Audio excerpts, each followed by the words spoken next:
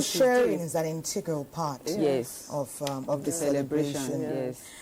You know, talking about the embodiment, you know, I've heard you say something about what we go through. You've talked about the 9 days fasting. In one of our feature, like you rightly called it, the forward.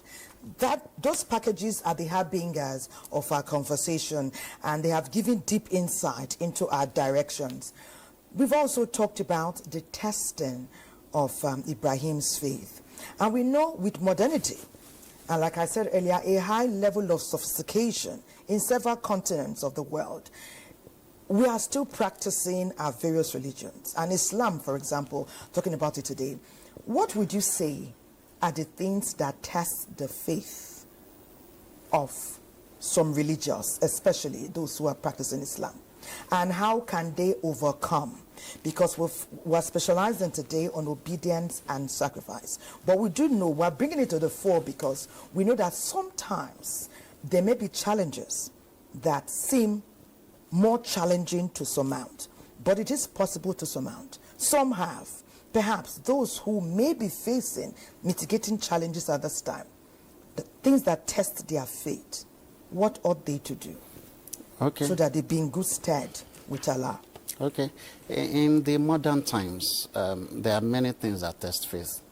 In one of the narrations of the Prophet, he said, look, I've not let two trials that are greater for men than women and money.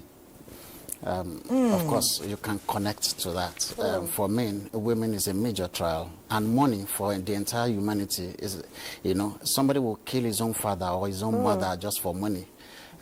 Those are trials. Now, to bring it to modern times, you know, you look at what are the things we find around us: technology, social media, phones. That is the closest to all of us, and we know what is right and we know what is wrong. You know, I mean, it's part of the upbringing. You hear it in school, you hear it at home. Don't do this, don't do that, and over time, individuals know their responsibilities. The father knows his responsibility. The husband knows his responsibility. The wife knows his responsibility. Her responsibilities. And we all know our responsibilities. And then to keep up to our responsibilities is a big challenge. And it's not even more challenging in these modern times, where with a phone, you can be looking at things you should not look at. You know, pornography is a major, for those of us in education. Pornography, childhood pornography is a major challenge now, because nowadays you see parents giving 3-year-old, 2-year-olds, 4-year-olds, even 6-year-old. Children access to phones. Not just access to phones, but access to internet, where there's no restriction to the content they can access. And for Muslims, Allah says you're going to be questioned about your eyes, about your hands, and about different parts of your body. So what did you use your eyes to look at? So if you look at you use your eyes to disobey Allah through the contents that you watch on your phone, through the things you say on your phone. If you check the data, many marriages have crashed today because of phones. You know, women go through their husbands' phones, and then they are discoveries, mountains of discoveries.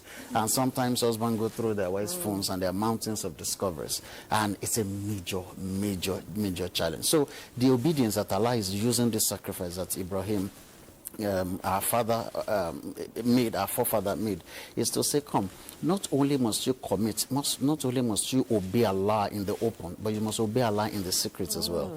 Because there's no way you disobey Allah in the secret that you not disobey Allah in the open. There's a connection between that. So you obey Allah in the secret and you obey Allah in the open.